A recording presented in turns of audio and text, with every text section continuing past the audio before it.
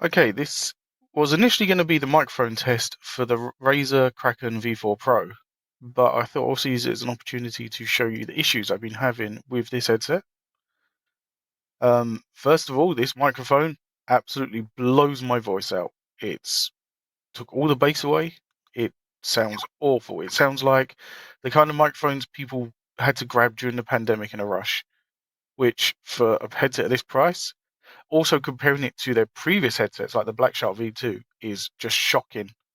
Why it's this low quality. Um, it forces you to use the new Synapse 4. The problem is this resets almost daily. My custom profile has reset again. Until I restart this PC, the volume mixer was set to 0, even though it was perfectly working. My game chat balances again reset. And here's the examples of the microphone. This is the biggest issue I have with it, is that, like, for example, on Discord, I had 7 other people yelling and telling me to change this headset because they said I sounded awful. I'm comparing it to a desk mic, but I'm also comparing it to Razer's previous headsets, like I say, the Black Shark V2, which lets you customize the audio. But for this one doesn't. It's like it's a newer, more expensive headset with less options. This is about the best audio quality I can get from it. This is the mic boost, and it takes a second for it to come in. It doesn't just swap over immediately. And this is conference. Now, while this is on, I'm also going to turn off the mic enhancements just so you can hear the changes. I do have to keep talking again because it doesn't come in immediately. And now is it back on? So let's go back to broadcast. In regards to the haptics, this is probably one of the best audio experiences I've ever had. If you can get along with those haptics, because they're better than the previous ones that Razer have released, it's just incredible. Watching films, listening to music, it really puts you in the scene. With games, it works really well for the 2 that I've tried so far, which has been Hogwarts Legacy and Silent Hill 2 remake. But the problem is the software only works when it wants to. So the only option you have is to click this, and then it will say it's detected a game or not. The problem you have is that if it doesn't detect the game, you know immediately in the game that it's missing the haptics. That's how much it does immerse you. But when it's not, when it chooses not to work, you're restarting this, you're restarting that. It's just another thing that just shows this software is not ready yet. This is the other issue, the mix amp. This looks amazing. It's such a silky smooth animation, but it makes you question why you even need to use the mix amp.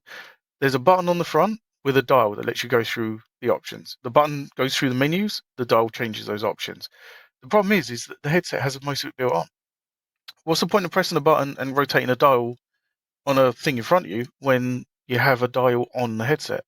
What's the point of pressing, going through a menu to change the audio equalizer when there's a button on the headset?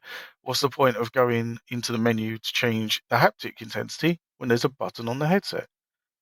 They've made the headset so well, it makes you question what's the point of having this thing, apart from, like, it might work well if you have all your items connected up, your console and your PC.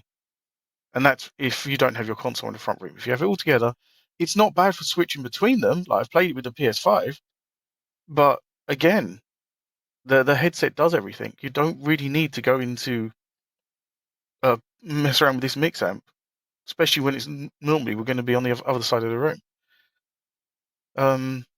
It's a very strange decision to make it like this because it looks amazing. It's just the headset's so well designed that half of this, it's not even needed. The line keeps resetting, so some days I will get 4 hours use and I have to come in, oh, it's back to 100. Other days, when this is set properly and it stays, it will last all day, which is great, especially with the extra power options and so on. Yeah. Oh, last of all, they've overdone so many little bits. This is the problem. It's the small bits that really annoy. For example, here, one is supposed to be game, and one is supposed to be chat. You don't actually know which one is which, and you have to faff with it. Like, rather than having this big long name, they could have easily have just, Razer Kraken V4 chat, Razer Kraken V4 game. But it's just so many small things on top of this software that only works when it feels like it wants to work. And not being able to have the same options on the microphone that you would get with every other Razer so far, it's a really hard recommend. I can't lie with that.